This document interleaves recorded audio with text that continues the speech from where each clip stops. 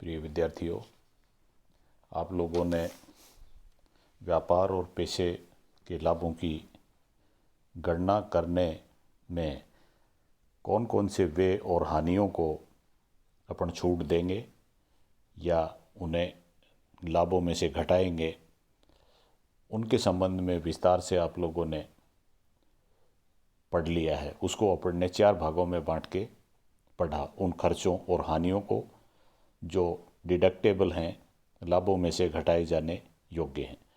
आज फिर अपन और आगे चलते हैं और आज देखेंगे कि करदाता द्वारा बनाए गए लाभ हानि के आधार पर देय लाभ की गणना। सामान्य रूप से करदाता लाभ हानि खाता बना लेता है, लेकिन अभी तक तो आप लोगों ने लाभ हानि खाता बना के लाभ ज्ञात किया था। यहाँ पर ये देखेंगे कि इनकम टैक्स के पॉइंट ऑफ व्यू से, इनकम टैक्स के नज़रिए से, इनकम टैक्स के दृष्टिकोण से क्या जो खर्चे घटाए गए हैं, जो हानियाँ घटाई गई हैं, वो घटाई जा सकती हैं या घटाई गई हैं, या कम घटाई गई हैं या ज़्यादा घटाई गई हैं। इसी तरह से लाभ हानि खाते में क्रेडिट साइड में जो लाभ दिखाए गए हैं, जो राशियां जमा की गई हैं, क्या वो इसी शीर्षक से संबंधित हैं क्या? अगर इसी शीर्षक से संबंधित हैं तो वो वहाँ बनी रहेंगी, अन्यथा अपन उनको लाभों में से कम कर देंगे। तो मुख्य रूप से ये बात देखनी है। सामान्य रूप से आप लोगों को ये कहा जाता है कि व्यवसायी ने या करदाता ने लाभ हानि खाता बना के ये लाभ ज्ञात कर दिया। आप इनकम टैक्स के आधार पर व्यापार और पेशे की टैक्सेबल इनकम, कर देय आय या लाभ की गणना कीजिए। करदाता द्वारा बनाया गया लाभ हानि खाता आयकर के दृष्टिकोण से ठीक नहीं होगा यदि इसमें निम्नलिखित कमियां हैं। ऐसे व्ययों को लिखा गया है जो स्वीकृत नहीं है अथवा आंशिक रूप से स्वीकृत हैं। कुछ व्यय ऐसे भी हो सकते हैं जिनको लाभ हानि खाते में नहीं लिखा गया। कुछ व्यय ऐसे हैं जो डिडक्टेबल हैं, लाभ हानि खाते में नहीं दिखाया गया है। कुछ कर योग्य आयों को इसमें न लिखा गया हो। कर योग्य आय, टैक्सेबल इनकम को हो सकता है इसमें न दिखाया गया हो। और कुछ आय ऐसी भी हो सकती हैं जो उसमें लिखी गई हों किंतु इस शीर्षक के अंतर्गत नहीं आती हैं या पूर्ण रूप से करमुक्त हैं। अतः इन सब बातों को ध्यान में रखते हुए करदाता द्वारा बनाए गए लाभ हानि खाते में उचित संशोधन किया जाना आवश्यक है और संशोधन के बाद में प्राप्त राशि ही व्यापार और पेशे की कर योग्य लाभ या हानि होगी। संशोधन अपन किस तरह से करें, उसको 2 विधियों के रूप में अपन देख सकते हैं। लाभ होने की स्थिति में, यानी उन्होंने लाभ हानि खाता बनाया है और वो लाभ बता रहे हैं, तो उस स्थिति में उन जो डिटेल्स दे रखी हैं, जो सूचनाएं दे रखी हैं, उनके आधार पर अपन क्या करें। और इसी तरह से अगर लाभ हानि खाते ने हानि बता रखी है तो सूचनाओं के आधार पर आपको क्या क्या चीज़ें उस हानि में जोड़नी है और क्या क्या चीज़ें घटानी हैं, ये बातें देखनी हैं। तो पहले पॉइंट के अंतर्गत अपन लेते हैं लाभ होने की दशा में। सबसे पहले करदाता के लाभ हानि खाते द्वारा दिखाए गए शुद्ध लाभ को लेते हैं अपन।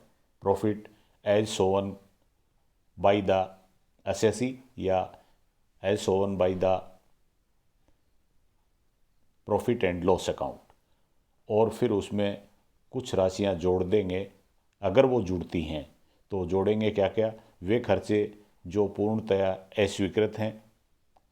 सेकंड पॉइंट में करदाता के निजी व्यय, जैसे जो खर्चे दिखाए उन्होंने वो ऐसे दिखा दिए जो अस्वीकृत हैं। और खर्चे दिखाने से ये हुआ कि डेबिट साइड में कोई भी चीज़ आप दिखाते हो तो लाभ कम हो जाते हैं। तो पहले पॉइंट में इन्होंने कहा कि वो खर्चे जो पूर्णतः अस्वीकृत हैं फिर भी डेबिट साइड में दिखा रखे हैं, इसका मतलब उससे लाभ कम हो गए। और कम हो गए तो आपका काम ये है, चूँकि उस खर्चे की छूट नहीं मिलनी है, अपन लाभ वापस बढ़ा देंगे, यानी लाभों में वापस जोड़ देंगे। इसी तरह सेकंड पॉइंट, करदाता के निजी व्यय, उसके पर्सनल एक्सपेंसेज अगर लाभ हानि खाते के डेबिट साइड में दिखा रखे हैं तो वो भी नहीं दिखाए जाने चाहिए थे, वो लाभों में वापस जोड़ देंगे। इसी तरह से वे जो व्यापार से संबंधित नहीं, ऐसे खर्चे भी दिखा रखे हैं जो व्यापार से संबंधित नहीं है, उनको वापस जोड़ना। वे अथवा हानियाँ जो गत वर्ष से संबंधित नहीं है, ऐसे वे और हानियाँ जो गत वर्ष से संबंधित नहीं है फिर भी दिखा दी, तो उनको भी लाभों में वापस जोड़ देंगे। और इसी तरह से डेबिट साइड में कोई पूंजीगत व्यय दिखा दिया हो, कैपिटल नेचर का कैपिटल एक्सपेंडिचर दिखा दिया है, तो लाभ वापस उस राशि से लाभ वापस जोड़ दिए जाएंगे।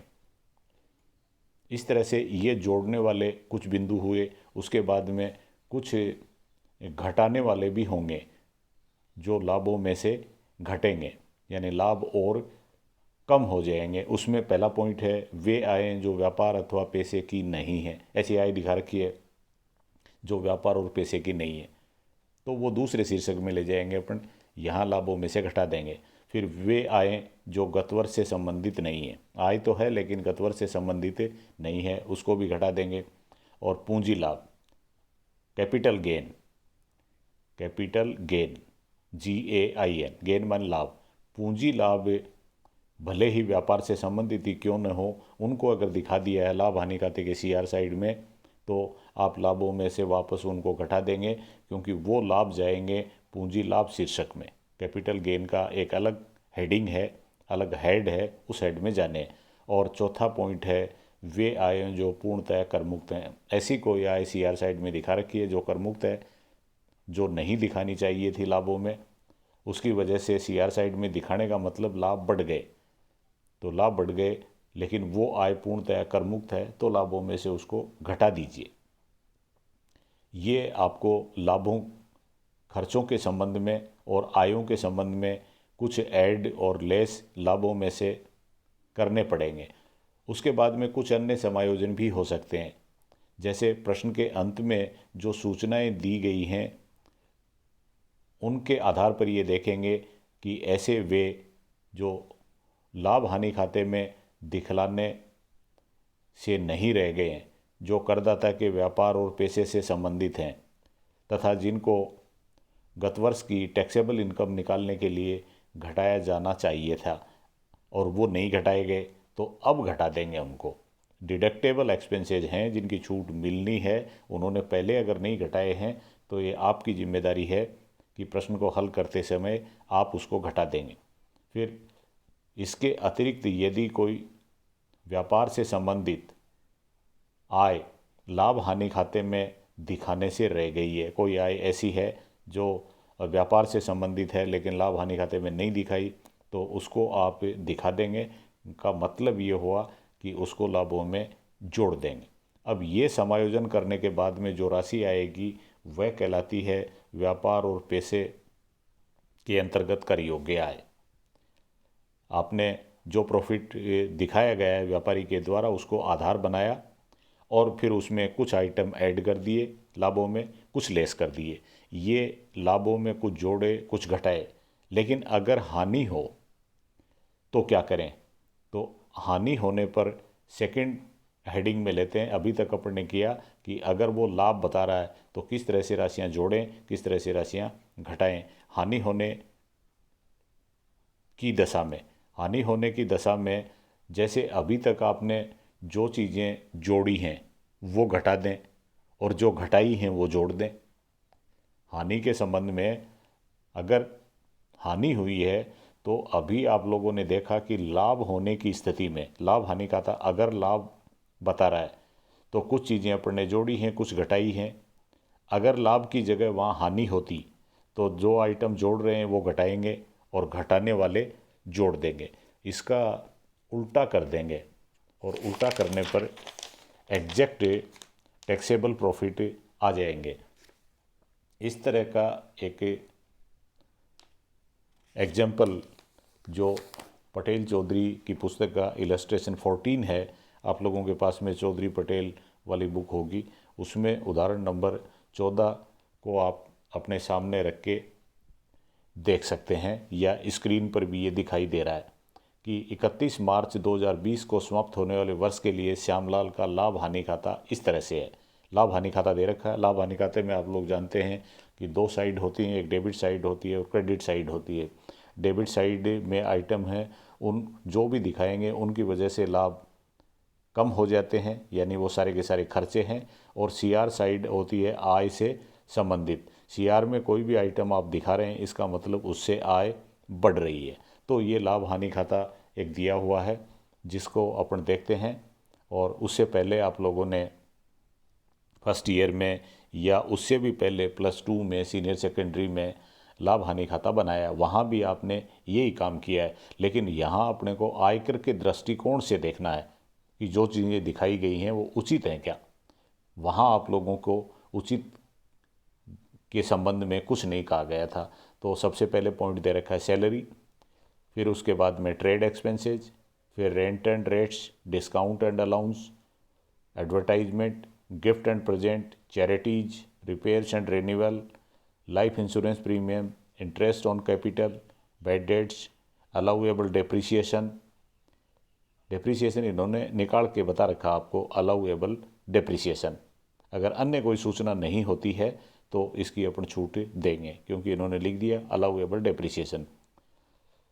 फिर travelling expenses, sales tax paid, scientific research expenses, वैज्ञानिक शोध के खर्चे, कॉपीराइट परचेज्ड 18/10/19 को 5,000 रुपये में कॉपीराइट खरीदा। कॉपीराइट के ऊपर आप लोगों को पता है अब डेप्रिसिएशन दिया जाता है, तो इसको डेबिट साइड में इस अमाउंट को नहीं दिखाया जा सकता, डेप्रिसिएशन दे देंगे। और डेप्रिसिएशन के बारे में डेप्रिसिएशन वाले चैप्टर में आपने पढ़ा कि वो संपत्ति जिस वर्ष खरीदी गई है 6 महीने से अधिक काम में आ रही है तो लागू दर से पूरी दर पर डेप्रिसिएशन देते हैं, और 6 महीने से कम होने पर जो उसके लिए रेट लागू है उसकी 50% करके फिर डेप्रिसिएशन देते हैं।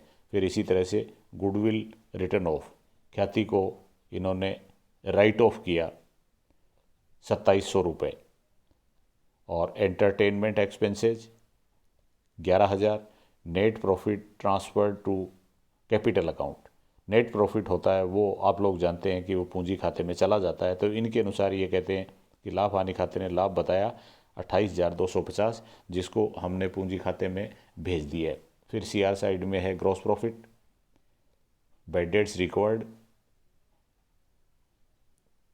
बैड डेट्स रिकवर्ड के बारे में लिखा हुआ अर्लियर अलाउड एज डिडक्शन, पहले इसकी छूट दे दी थी कि बैड डेट्स हो गया, लेकिन यह प्राप्त हो गया, प्राप्त होते ही ये आय बन गया, तो इसको सीआर साइड में दिखा दिया।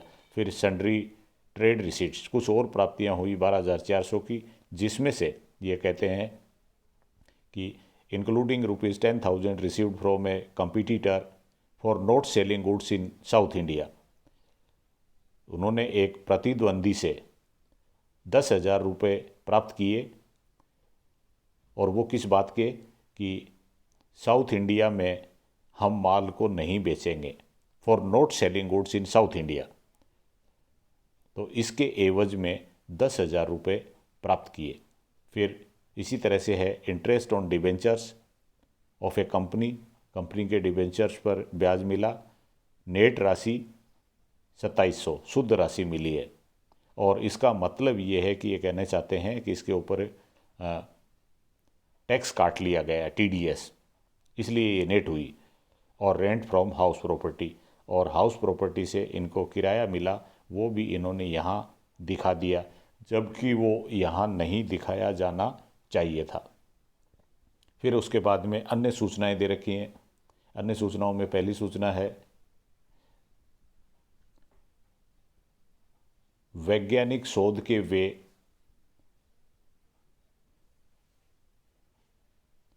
ऐसे शोध संस्थान को किए गए भुगतान के संबंध में जो इस आशय के लिए केंद्र सरकार से अनुमोदित है। आप जानते हैं कि वैज्ञानिक शोध, साइंटिफिक रिसर्च के लिए अपन राशि खर्च करते हैं या देते हैं, तो किन परिस्थितियों में वो छूट योग्य है और कितनी राशि छूट योग्य है, 100% है या कई बार 100% से ज़्यादा भी छूट योग्य होती है, 150% तक भी छूट योग्य होती है। इसके लिए आपको थ्योरी में बता दिया गया था। आप थ्योरी को अच्छे से वैज्ञानिक शोध वाले हेडिंग को दोबारा देख लें कि कब तो 100% छूट मिलेगी, कब छूट नहीं मिलेगी, और कब जो जो भुगतान किया गया है उससे ज़्यादा मिलेगी। तो सेकंड पॉइंट फिर उसके बाद में विक्रय कर के व्यय में 200 रुपये की राशि विक्रय करके विलंब से किए गए भुगतान के लिए ब्याज की शामिल की गई है। सेल्स टैक्स समय पर नहीं चुकाया, पेनल्टी लगी, 200 रुपये इसमें ब्याज के शामिल है। फिर विक्रय कर की राशि का भुगतान रेखांकित चेक अथवा रेखांकित बैंक ड्राफ्ट से नहीं किया गया। ये भी आपको इशारा कर रहा है कि कैश पेमेंट है वो 10,000 तक हो सकता है, उससे ज़्यादा अगर करता है तो छूट नहीं मिलती है। फिर गत वर्ष में श्यामलाल ने 2500 रुपये लागत का माल एक सार्वजनिक पुण्यार्थ संस्था को दान में दिया। 2500 रुपये का माल उसने दान में दे दिया, परंतु बही खातों में की पुस्तकों में कोई लेखा नहीं किया, इसका लेखा भी नहीं किया। ऐसे माल का विक्रय मूल्य है वो है 3,000 रुपये, लेकिन उसकी लागत थी उसके लिए 2500 रुपये। तो आपको इन्होंने ये कहा कि आप कर निर्धारण वर्ष 2020-21 के लिए उसकी व्यापार की आय की गणना कीजिए। आपको गणना करनी है income from business and profession. तो आपके पास में, सबके पास में, मैं ऐसा समझता हूँ कि बुक उपलब्ध होगी, उस बुक में देख के आप इसको करने का प्रयास करें। और आज आप लोग प्रैक्टिस कर लें, कल इस प्रश्न को मैं करा दूंगा। आप हर एक पॉइंट के बारे में देख लें कि इन्होंने सॉल्यूशन भी दे रखा है उदाहरण में कि लाभों में कुछ चीज़ें अपन जोड़ते हैं, कुछ घटाएंगे और कुछ के साथ में कुछ भी नहीं करेंगे। तो इन सारी चीज़ों को आप लोग ये देख लें कि क्यों घटाया गया, क्यों नहीं घटाया गया, इन सब बातों को देखें। और ये सारी चीज़ें थ्योरी में मिल जाती है कि किसकी छूट किस खर्चे की मिलनी है, किसकी नहीं मिलनी, किस आय को शामिल करना है, किसको शामिल नहीं करना है। बड़े इजी सा काम है, आपको कोई दिक्कत नहीं आ सकती। बस आपको करना ये है कि आपको अध्ययन तो करना ही पड़ेगा। Thank you.